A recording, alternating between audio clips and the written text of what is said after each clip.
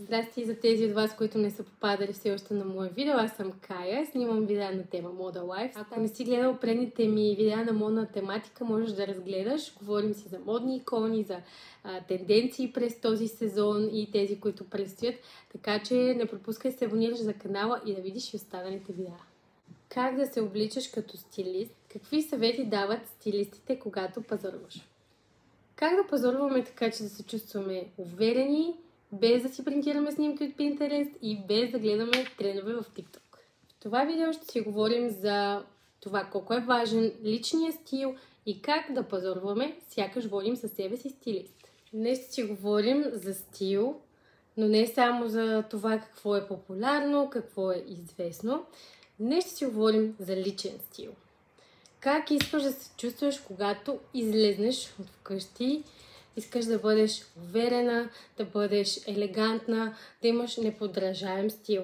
Това не става само с снимки от Pinterest и вдъхновение от TikTok. Как искаш да се почувстваш, когато излезнеш от вкъщи? Разбира се, че уверена, добре изглеждаща, елегантна. Ето тук се крие тайната в това да имаш личен стил. Аз ще ти покажа днес как можеш да пазаруваш като стилист или все едно си с стилист, без да ти е необходима огромна сума пари и без да пазаруваш само хай-енд. Сега на първо място искам да кажа, че трендовете естествено не са нещо лошо. Имам видео на тема трендове. Много обичам да следя какво е актуално, но личният стил не винаги означава буквално копиране на трендовете за сезона. Личният стил не винаги може да бъде почерпен само от снимки в Pinterest или от трендове в TikTok. То е нещо много специфично, което отговаря хем на фигурата на тялото ни, хем на енергията, която носим, на усещането, което искаме да предадем. И е нещо специфично, много персонално. Смятам, че всеки трябва да потърси, да направи опит, да намери личния си стил, за да може наистина да се облича интересно, да се чувства добре в кожата си и да има такъв гардероб, който отговаря на нуждите на индивидуалността му. Тъй като споменах вече Pinterest, естествено Pinterest не е нещо, което не бива да се използва. Аз много обичам да се вдъхновявам от Pinterest.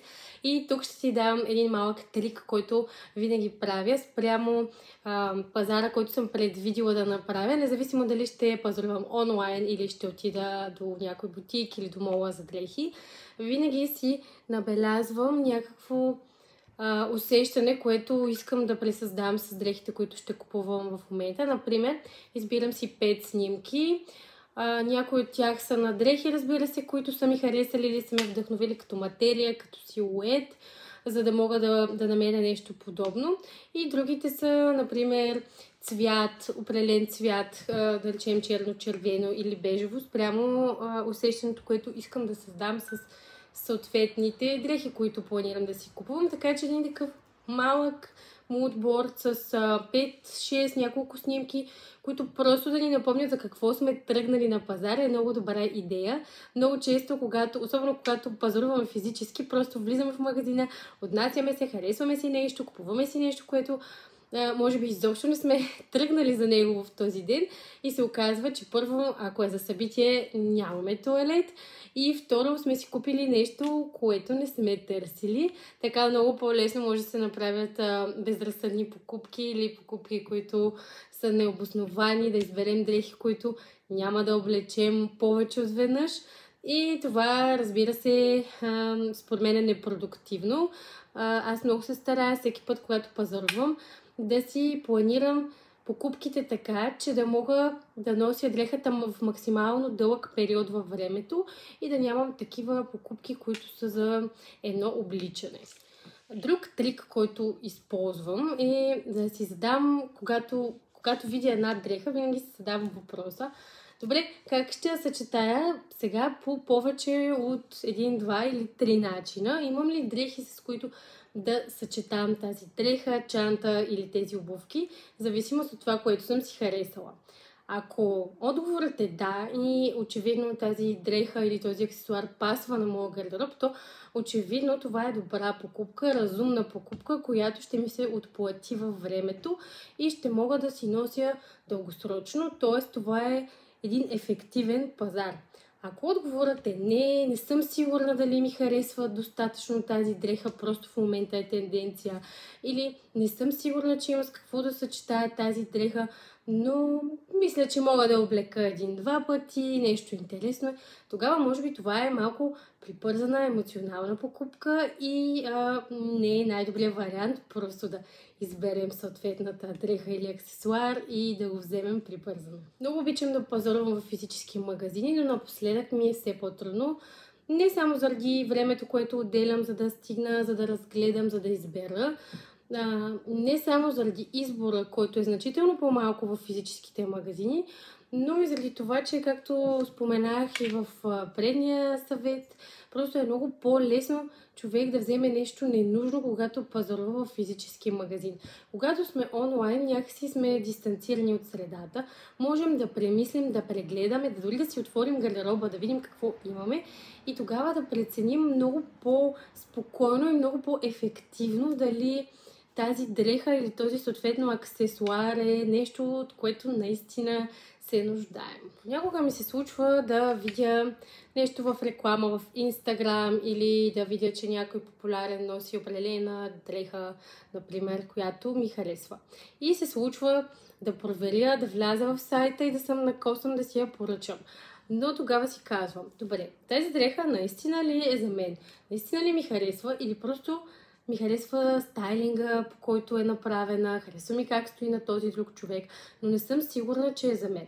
Сега това е много важният и тънък момент, в който наистина трябва да прецениш. Тази дреха за теб ли е? Това импулсивна покупка ли е? Защото дори да си наясно с стила си, дори да си наясно какво ти отива, дори да си правил цветен анализ, цветови анализ на стила ти, каквато информация да имаш за себе си, така че да се чувстваш експерт или да се чувстваш удовлетворен от нещата, които избираш, това пак не ти пречи да направиш импулсивна покупка. Затова избягвам в такива случаи да поръчвам направо. По-скоро изчаквам да мине ден-два или по-скоро да премисля, да видя наистина ли имам нужда от тази дреха в момента или това е просто моментно желание да създам една красива визия. И така е много по-лесно мога да преценя, да разгранича импулсивните си покупки от тези, от които реално наистина се нуждая. Много обичам красивите чанти и обувки. Това определено е моята слабост. И ми се е случило да се изкуша да си взема една обувка просто заради начина, по който изглежда. Но все повече съм се убедила в годините, че много си служава да инвестирам в... То не е точно инвестиция, по-скоро да вложа средствата си в обувки или чанти, които да, може би са по-скъпи, но са изработени по-качествено. За мен е много важно и удобството, комфорта, който дава самата обувка, така че там следя за определени подметки и неща, които на мен са ми удобни и бих те посъветвала да направиш същото. Не прави компромис с обувките и чантите, които избираш, защото наистина не си заслужава да се похарчи някаква сума пари за чанта, която след 2 или 3 месеца ще се наложи да изхвърли, защото, например, кожата ще се напука или ще се разшие или няма да изглежда добре.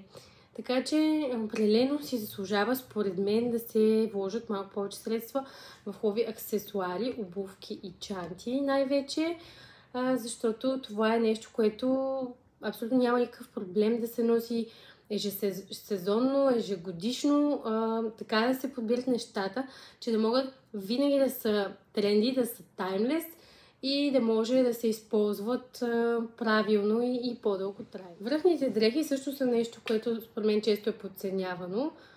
Разбира се, важно е връхните дрехи да са красиви, но и комфортът отново и това, например, зимната дреха колко топли, за мен също е много важно.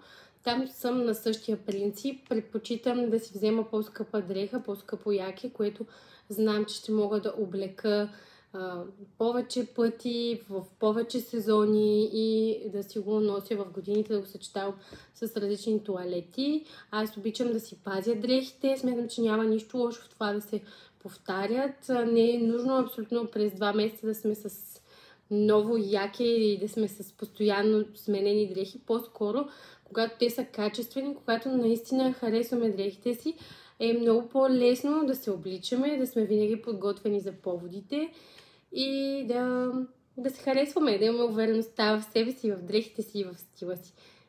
Разбира се, всичко е въпрос на личен избор, но това са съвети за тези вас, които по-скоро търсят капсулен гардероб, които търсят устойчиви решения и които наистина биха се вслушали или възползвали от мнението на стилист, който да ги посъветва как да си създадат един класически въздействащ гардероб. Основното тук мисля, че е просто да не се оставяш на трендовете, да те вкарат в филма, че само те са значение, а по-скоро да не се страхуваш, да избираш нещата, които знаеш, че пасват, да намериш себе си и собствения си стил и да залагаш на него, за да придобиеш именно тази увереност в стила си, в начина, по който изглеждаш, да можеш да взимаш много правилни, спокойни и неимпулсивни решения, когато пазаруваш дрехи. И така, благодаря ти, че остана до края на това видео. Това бяха моите съвети като дизайнер, стилист, като човек, който обожава модата и в досег с нея от толкова много години. Надявам се да ти полезни. Остави ми в коментарите, ако си пробвал някой от тези съвети или ти е допаднала някоя идея. Чао и следващото видео!